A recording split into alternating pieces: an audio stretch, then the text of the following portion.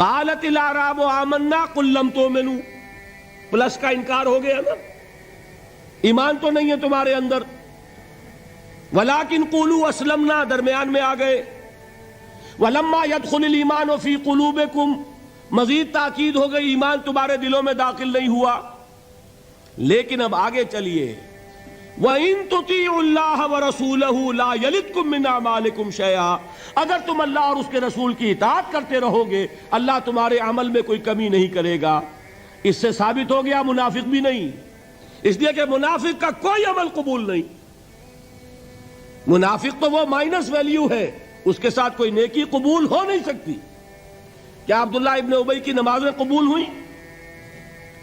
اگرچہ وہ نماز حضور کی امامت میں ادا کی جا رہی ہے، لیکن کیا اس کی نماز قبول ہو سکتی تھی؟ وہ آپ کو یاد ہوگا واقعہ، جب مرا ہے وہ شخص رئیس المنافقین عبداللہ ابن ابی، اس کے بیٹے ہیں عبداللہ ابن ابی، وہ مومن صادق، نوجوان نہایت صالح. اب ایک سعادت مند بیٹے کو تو باپ سے محبت ہوگی کہ نہیں ہوگی؟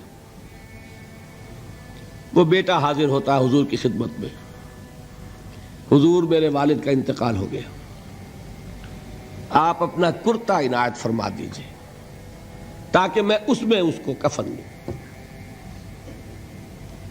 حضور نے سوچا اور کرتا اتار کے دے دیا. حضرت عمر کھڑے ہو گئے، وہ تو تھے نا، ان کا جلال اور ضبط نہیں کر سکتے تھے، ان کا وہ انداز تھا جو حضرت موسیٰ کا تھا. حضرت خضر کو 3 دفعہ ٹوکا کہ نہیں، یہ کیا کیا تم نے؟ بغیر کسی جرم کے اس بچے کو ختم کر دیا. یہ کیا کیا تم نے؟ کشتی کو تم نے توڑ دیا، مارو گے ان کو جو اس کے اندر سوار ہیں. یہ کیا کیا؟ یہ دیوار سیدھی کر دی. یہ بدبخت انہوں نے ہمیں کھانے کو بھی نہیں دیا اور ان کی دیوار سیدھی کر رہے ہیں. تو حضرت موسیٰ علیہ السلام خاموش نہیں رہ سکتے تھے. انک لن تستطیع معی صبرا، یہی معاملہ حضرت عمر فاروق کا تھا. کھڑے ہو گئے، حضور کیا کر رہے ہیں؟ اس دشمن خدا کو آپ اپنا کرتا دے رہے ہیں؟ اس نے یہ کیا، اس نے یہ کیا، اس نے یہ کیا. حضور مسکرا کر فرماتے ہیں، عمر میرا کرتا اسے اللہ کے عذاب سے نہیں بچا سکے گا. کبھی سنا آپ نے؟ لیکن ایک ہے مروت، ایک ہے شرافت. اس نیک اور صالح نوجوان نے آ کر مجھ سے ایک بات کہی، مجھ سے سوال کیا نا، کیا میری شرافت اور مروت اسے گوارا کر سکتی ہے کہ اس کا ہاتھ میں خالی لوٹا دوں؟ لیکن یہ نہیں کہ میرا کرتا اسے عذاب سے بچا لے گا. لیس للانسان الا ما سعى وان سعيه سوف يرى، نہیں ہے انسان کے لیے مگر وہی کچھ جس کے لیے اس نے محنت کی، بھاگ دوڑ کی. جو کمائی کی ہے وہی ملے گا، اور جو کمائی ہے وہ ضائع نہیں کی جائے گی، وہ دکھا دی جائے گی. یہ ہے تمہاری کمائی. تو انسان کا معاملہ تو عمل سے ہے نا. اور میں یہ بھی بتا دوں، لطیف باتیں ہیں یہ کرتا حضور نے دیا کیوں؟ ایک تو آپ کی شرافت اور مروت.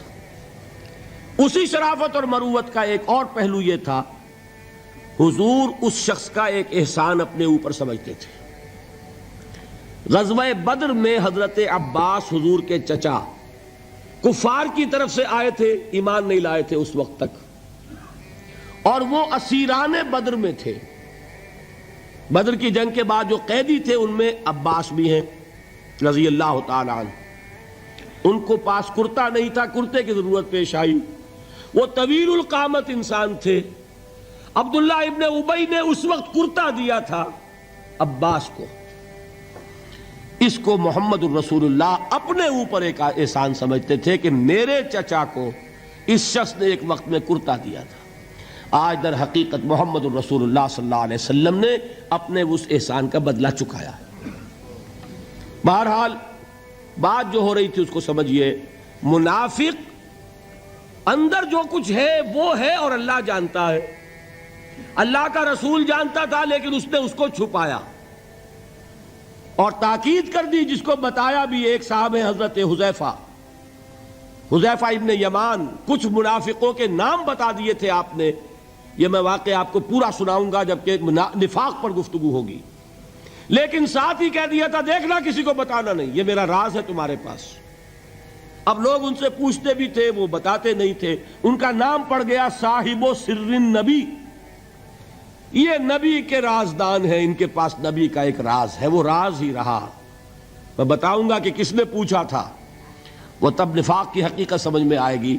بہرحال یہ بات سمجھ لیں، قانوناً ایک شخص مسلمان ہے، حقیقت کے اعتبار سے اس کی 3 شکلیں ہو سکتی ہیں، یا مثبت طور پر مومن، اور ایمان کے درجات بے شمار ہوں گے، +1 سے لے کر +انفینٹی تک، یا منفی طور پر منافق، -1 سے لے کر اور -انفینٹی تک، اور درمیان میں ایک 0 کا مقام بھی ہے، نہ منافق نہ مومن، بس وہ مسلمان ہے، وہ ہے جس کو فرمایا گیا ان تطیعوا اللہ ورسولہ۔